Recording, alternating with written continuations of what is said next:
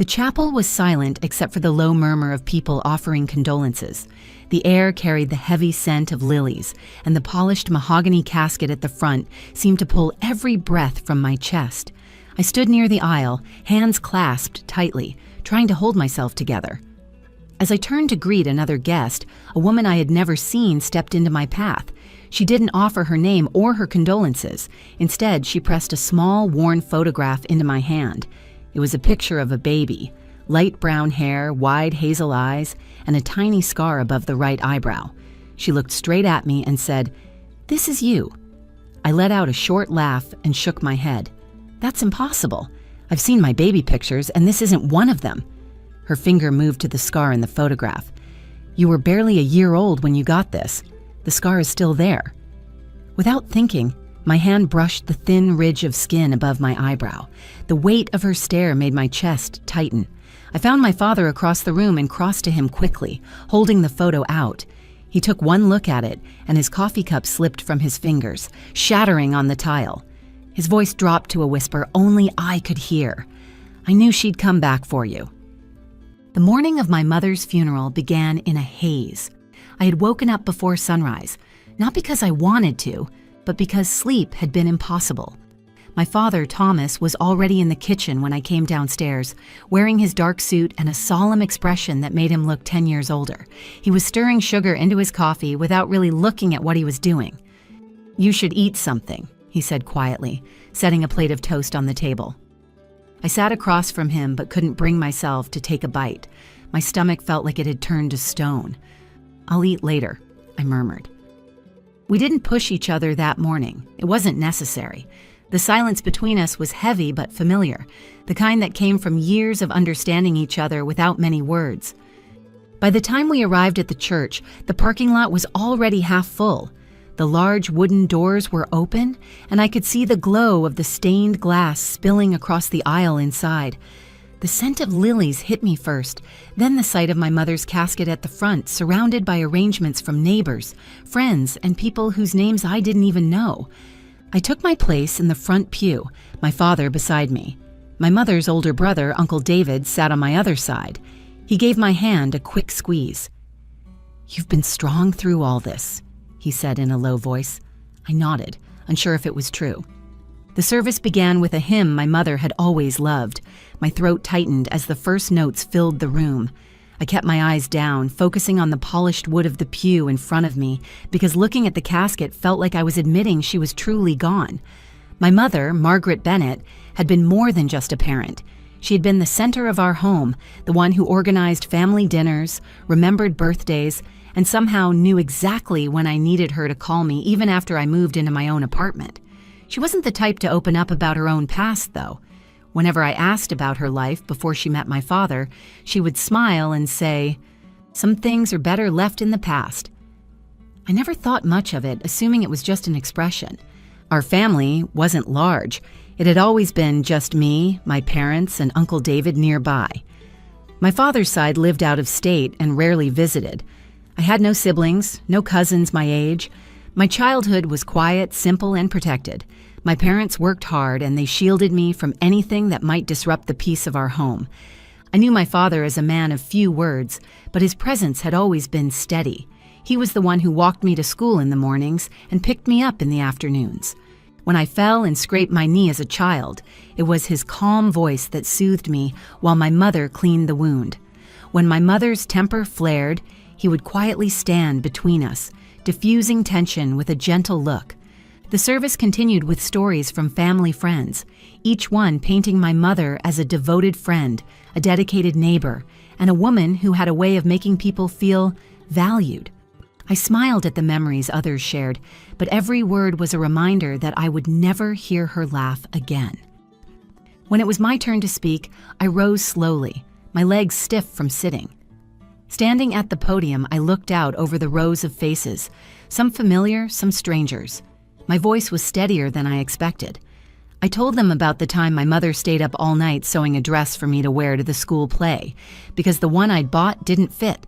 I talked about the way she always made my favorite soup when I was sick, how she sang quietly while cooking on Sunday mornings. The room was silent except for my voice, and for a moment I could almost believe she was sitting there listening. When I returned to my seat, my father reached over and took my hand. He didn't say anything, but the pressure of his fingers was enough. The reception afterward was held in the church's fellowship hall. Round tables covered in white cloths were arranged around the room, each one holding platters of sandwiches, coffee urns, and trays of cookies. People moved in small clusters, talking in low voices. My father was soon surrounded by neighbors offering their condolences, and I found myself near the large windows at the far end of the room. Outside, the sky was overcast, a soft gray that matched the mood inside. I watched a few cars pulling out of the parking lot, their tires crunching over gravel. My mind wandered to the quiet house we would return to, the absence of my mother's voice echoing in every room. That was when I noticed a woman standing just a few feet away. I didn't recognize her. She was in her mid-50s with sharp features softened by the faintest smile. Her dark hair was streaked with silver, and she wore a navy dress and a simple gold pendant. Unlike the others, she wasn't speaking to anyone. She was watching me. I felt a flicker of discomfort, but assumed she was a distant acquaintance of my mother's. When our eyes met, she crossed the space between us with quiet, deliberate steps. Without a word, she reached into her purse and pulled out a small, worn photograph. She held it out to me. I took it automatically. My first thought was that it was a random baby photo someone had mistakenly brought. The child in the picture had light brown hair, bright hazel eyes, and a tiny scar above the right eyebrow. The photo was faded, the edges curled, but the scar stood out like a mark drawn in ink. The woman's gaze didn't waver. Her voice was calm, but there was an urgency beneath it. "This is you," she said. I stared at the photograph in my hands, the weight of the woman's words sinking in. My voice was sharper than I intended.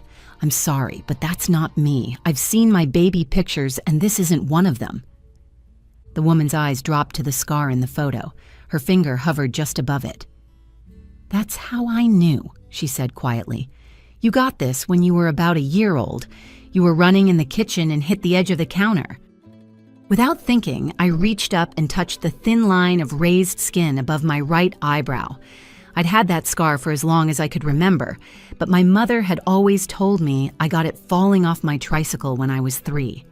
The memory of her telling me that was so vivid, I could hear her voice in my head. I took a small step back. "Who are you?" Her lips tightened. "My name is Evelyn Hart. I knew your real mother." The room seemed to shift around me, the low murmur of conversations blurring into a dull hum. "My real mother?" I said, almost whispering the words. "Margaret Bennett is my mother." Evelyn's expression softened, but she didn't step closer. "She raised you. She loved you. But she wasn't the one who gave birth to you." I felt heat rising in my face. "You can't just come in here and say something like that. My father is right there. I'll ask him myself." "I'm sure you will," Evelyn said. She glanced toward the crowd and then back at me. "I promised someone I would find you one day. That day is now. Ask your father, Olivia. He'll remember me." Before I could respond, she slipped the photograph into my hand and turned away, moving toward the exit with quick, deliberate steps. I called after her, but she didn't stop. Within seconds, she was out the door and gone. My hands were trembling as I turned and scanned the room for my father. He was standing near the coffee urns, speaking with our neighbor, Mrs. Jacobs. The photograph felt like it was burning in my palm. My pulse was pounding in my ears as I crossed the room. "Dad," I said, interrupting his conversation, "I need to show you something." He turned to me, still holding his coffee cup, his brow creasing at the urgency in my voice. "What is it?" I held out the photo. "A woman just gave me this. She said it's me." He took the photograph slowly, his eyes locking onto it. His face went pale, and his grip on the cup loosened. The ceramic slipped from his fingers, shattering against the tile floor. The crash turned a few heads, but my father didn't seem to notice. His gaze was fixed on the picture. His voice dropped low, almost a whisper. "I knew she'd come back for you." The words were strange, almost rehearsed, but they sent a chill through me. "What are you talking about? Who is she? What does this mean?" He didn't answer right away. His jaw tightened, and he looked around the room as if making sure no one was listening. "This isn't the place, Olivia. We'll talk about it when we get home." I stepped closer, lowering my voice. Dad, I'm not waiting. Did you know this woman? Did you know she would show up here? His eyes met mine, and I saw something I had never seen before. Fear. Not anger, not sadness, but genuine fear. Please, he said quietly, not here. Mrs. Jacobs bent down to help pick up the shards of the cup, muttering something about grabbing a broom. My father handed her the coffee urn without looking at her, his hand still shaking slightly. I stood there, torn between demanding answers now and respecting the strange urgency in his tone. My father wasn't the type to be rattled. He was steady in every storm I'd ever faced, but now he looked like a man who had been hit with a truth he'd spent years trying to bury. I slid the photograph into my pocket. Fine, I said, my voice tight, but we're not letting this go. He nodded once, but it was stiff, almost reluctant. The rest of the reception passed in a blur. People offered hugs, shared stories, and pressed paper plates of sandwiches into my hands, but I barely heard them. Every time I glanced toward the door, I expected to see Evelyn standing there, watching me. She didn't return. On the drive home, the silence in the car was unbearable. I kept turning the photograph over in my hands, tracing the edges, staring at the small scar above the baby's eyebrow. My mind kept jumping between disbelief and an uneasy curiosity. Finally, I broke the silence. You knew her, didn't you? Evelyn Hart. You knew she'd come today. My father kept his eyes on the road. I knew she might. I hoped she wouldn't. I stared at him, my voice sharp. Why? What is she to me? He exhaled slowly, gripping the steering wheel tighter. She's someone from a time I thought we had left behind. I wanted to press him, but the look on his face stopped me. His eyes were fixed ahead, his jaw clenched. This wasn't a man who could be pushed right now. I swallowed my questions and sat back, clutching the photo like it was the only proof that the last hour had actually happened. As we pulled into the driveway, I felt the weight of something I couldn't name pressing down on me. My mother's funeral had already been the hardest day of my life, but now it felt like the ground beneath me had shifted, and I had no idea what I was standing on anymore. The house felt wrong the moment we stepped inside. It was too quiet, as if the walls themselves were holding their breath. My father hung his coat on the hook by the door, moving slower than usual. I kept my eyes on him, waiting for him to start talking. He didn't. I closed the door behind me and leaned against it. We're not putting this off. He turned toward me, his face unreadable. Olivia, you've had a long day. You just buried your mother. I know exactly what I did today, I shot back. And I know what happened at the church. That woman came to me with a baby photo, told me it was me, and you reacted like she just dug up a ghost. So tell me the truth now. He sighed heavily and walked into the living room. For a moment, I thought he might keep ignoring me, but then he gestured toward the couch. Sit down. I stayed standing. I'll sit when you start talking. He rubbed his forehead, then sank into the armchair across from me. His hands were clasped together, knuckles tight. That woman, Evelyn Hart, was a part of your life before you were old enough to remember. She was connected to your birth mother. The words hit me like a physical blow. Birth mother? My voice rose without my meaning it to. What are you talking about? Mom is my mother. Margaret is your mother, he said firmly. She raised you, she loved you, but she didn't give birth to you. I felt my stomach twist. So I'm adopted? And you never thought to tell me? It's not that simple, he said, his voice low but steady. When you were a baby, your life was in danger. Telling you the full story when you were younger could have put you at risk. I took a step forward. At risk from what? From who? He leaned back in the chair, his eyes locked on mine. Your birth mother was involved with someone dangerous, a man who didn't want her to keep you. She left him, but she knew he might try to find you. One night, she left you in a parked car outside a grocery store in the middle of a storm. Your mother, Margaret, found you there.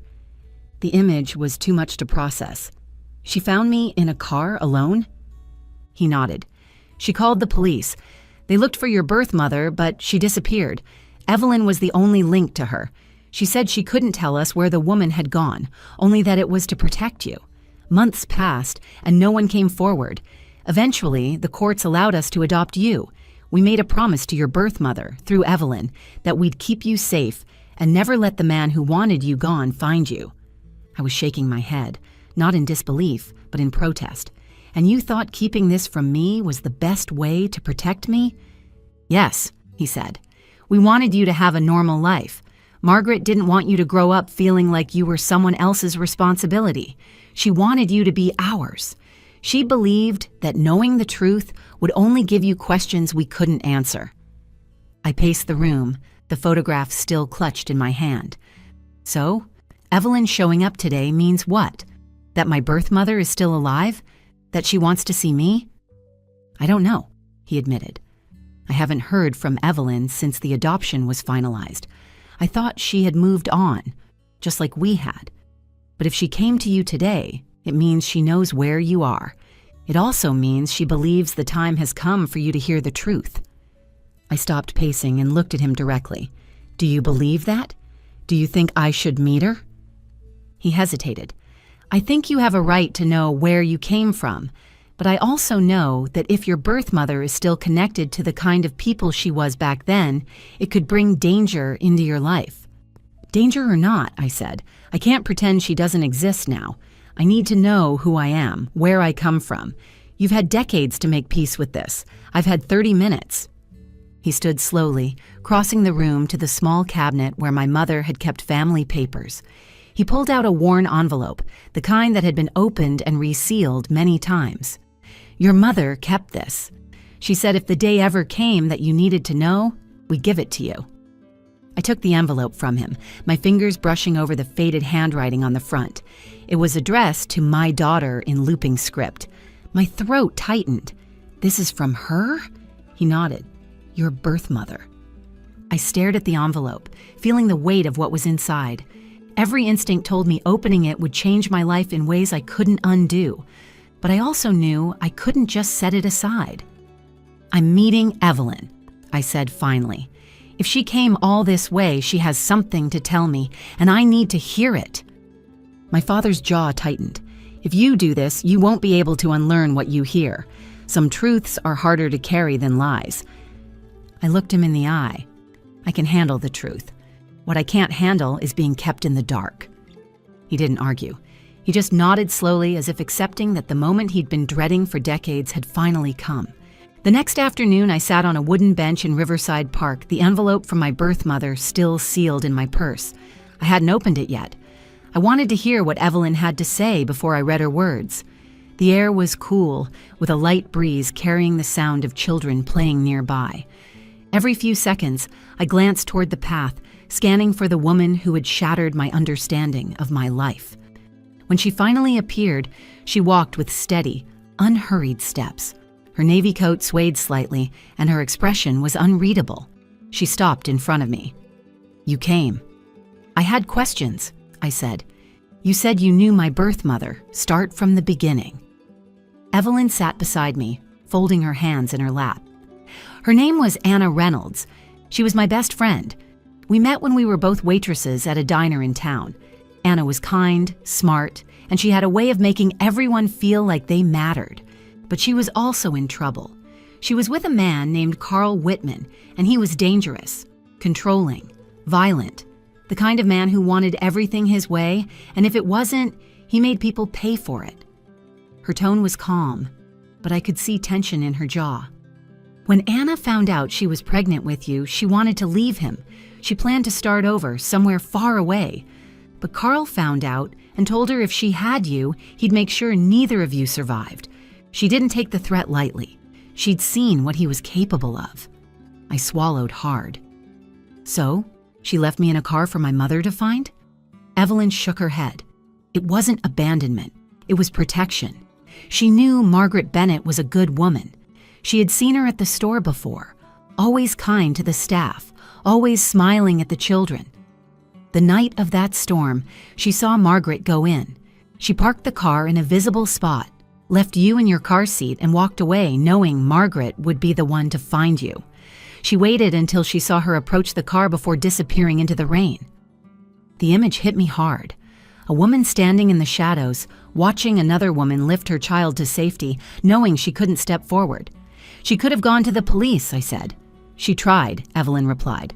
But Carl had connections. The police officer she spoke to warned her she'd be in more danger if she stayed in town. So she left, trusting Margaret and Thomas to keep you safe. I was the go-between. I brought her updates for a while, but after the adoption went through, contact stopped. I never knew exactly where Anna went. I just knew she was alive. Until last month. I turned to her. What happened last month? Evelyn's eyes darkened. She died. Cancer. Before she passed, she gave me the photograph and the letter, and she told me to find you. She said you deserved to know the truth, even if it was late. For a moment, I couldn't speak. I reached into my purse and pulled out the envelope, my fingers trembling as I broke the seal. The paper inside was soft and worn from being handled so many times. I unfolded it carefully. My dearest Olivia, if you're reading this, it means my time has run out, and I never had the chance to hold you again. I hope you've lived a happy life. I hope you were loved. That was all I ever wanted for you. When I left you that night, it was the hardest thing I have ever done. I stayed close for a while, but every time I thought about coming forward, I remembered the danger that followed me. I could not give you the life you deserved, but I could make sure someone else could. Margaret was a stranger to me, but I knew in my heart she would protect you. I was right. I've watched from a distance when I could, and I saw the person you've become. I am proud of you, and I love you more than you will ever know. Please forgive me for not being the one to raise you. I gave you away to give you a chance. And if I could make the choice again, I would still choose your safety over my arms. Anna. By the time I reached the end, my vision blurred with tears. Evelyn placed a hand on my arm. She wanted you to know it wasn't rejection. It was sacrifice. I wiped my cheeks, my voice unsteady. She could have come back after Carl was gone. She was afraid, Evelyn said. Afraid you wouldn't forgive her. Afraid she'd bring you pain. By the time she knew it was safe, too many years had passed, and she thought you were better off not knowing. She only changed her mind when she knew she was dying. I stared down at the letter, my chest tight with a mix of grief, love, and something close to anger. My whole life I'd thought my story began with my parents' meeting. Now I knew it began with a choice made in a parking lot during a storm. She did love you, Evelyn added softly. Don't let the years you lost take that away. I folded the letter carefully and slid it back into the envelope. Thank you for finding me. I wish she had come herself, but I'm glad to have this. Evelyn gave a small nod. If you ever want to know more about her, I'll tell you everything I remember. We sat in silence for a moment, the breeze rustling the leaves overhead. For the first time since the funeral, I felt a strange sense of clarity. I still didn't have all the answers, but I finally had the truth, and the truth felt lighter than the secrets I'd been carrying without even knowing it. That night, I sat at my kitchen table with the letter in front of me. The house was quiet except for the faint hum of the refrigerator. My father was in the living room, the soft sound of the television carrying into the kitchen. I had read the letter 3 more times since leaving the park. Each time, the words felt heavier, not because they were hard to believe, but because they were so full of a love I had never known was mine. I thought about my mother, Margaret, and the years she had spent raising me. She never told me the truth, but she never made me feel like I didn't belong. Every scraped knee, every late-night talk, every piece of advice she gave had been hers to give. She didn't have to love me, but she chose to every single day. When my father came into the kitchen, he glanced at the letter and then at me. She was telling the truth, he said quietly. I know, I replied. I can feel it in the way she wrote to me. She didn't let me go because she didn't want me. She did it because she loved me. He pulled out a chair and sat across from me. Your mother, Margaret, never once thought of you as anything but her daughter. She believed that if you knew too soon, it might make you feel different, like you didn't truly belong here. She wanted you to have the security of knowing you were hers. I understand, I said, but I also wish she had told me herself. I wish I could have asked her questions while she was still here. His expression was somber. She almost told you once when you were 18. You were going through a rough time at school, and she thought you deserved the truth. but she saw how much you leaned on us and she decided to wait. Then the years just passed. I nodded slowly. It wasn't her truth to hide forever, but I think she did what she thought was best. I can't be angry with her for that. We sat in silence for a moment, the letter between us like a bridge connecting the life I had known to the one I was just beginning to understand. The next morning, I visited my mother's grave. The sky was bright and clear, and the air carried the crispness of early spring. I knelt beside the headstone and placed a small bouquet of lilies on the grass. The letter was in my pocket, folded neatly. "I met Evelyn," I said softly. "She told me about Anna. I have the letter she wrote me. I know now what you did for me, and I'm grateful. You didn't just take me in. You saved me. And I hope you know that no matter where I came from, you will always be my mother." A breeze moved through the cemetery, lifting a strand of hair from my face. For a moment, I felt a strange sense of peace, as if she could hear me. I stayed there for a while, letting the quiet settle over me, before standing and heading toward the car. My father was waiting, leaning against the hood. When I reached him, he asked, "So what happens now?" "I think I'm going to see Evelyn again," I said. "I want to know more about Anna, not because I'm trying to replace the family I had, but because I need to understand the one I never knew." He nodded slowly. "Whatever you decide, I'll support you." Over the next few weeks, Evelyn and I met several times. She told me stories about Anna, how she laughed, the way she loved to sing while cooking, how she would give her last dollar to someone who needed it. Each story made Anna feel more real, like she was stepping out from the shadow of a stranger and into the light of someone I could picture clearly. I never learned everything about her life or the choices she made after she left me. Some questions would never have answers, but I knew enough to see her not as the woman who gave me away, but as the woman who gave me a chance. One evening, I sat with the letter in my hands again. The paper was already soft from being unfolded so many times. I realized that this piece of my history, as painful as it was, didn't erase the life I had. It added to it. It made me more than I had been before. The truth didn't change who my parents were. Margaret would always be the mother who raised me. Thomas would always be the father who stood by me. Anna would always be the woman who loved me enough to let me go. I placed the letter back in its envelope and set it in a wooden box along with my favorite photo of Margaret and me. They were both part of my story now, and I wasn't going to hide either of them. Looking back, I realized the day of my mother's funeral had given me 2 losses and 1 gift.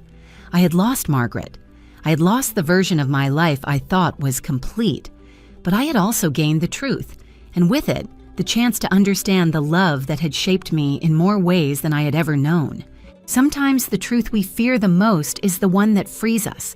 My life didn't begin the way I thought it did, but it was built on the love of 2 mothers, one who raised me and one who gave me a chance to live.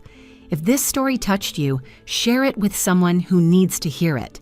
And if you enjoyed the video, please give it a like, leave a comment, and subscribe to the channel for more stories like this.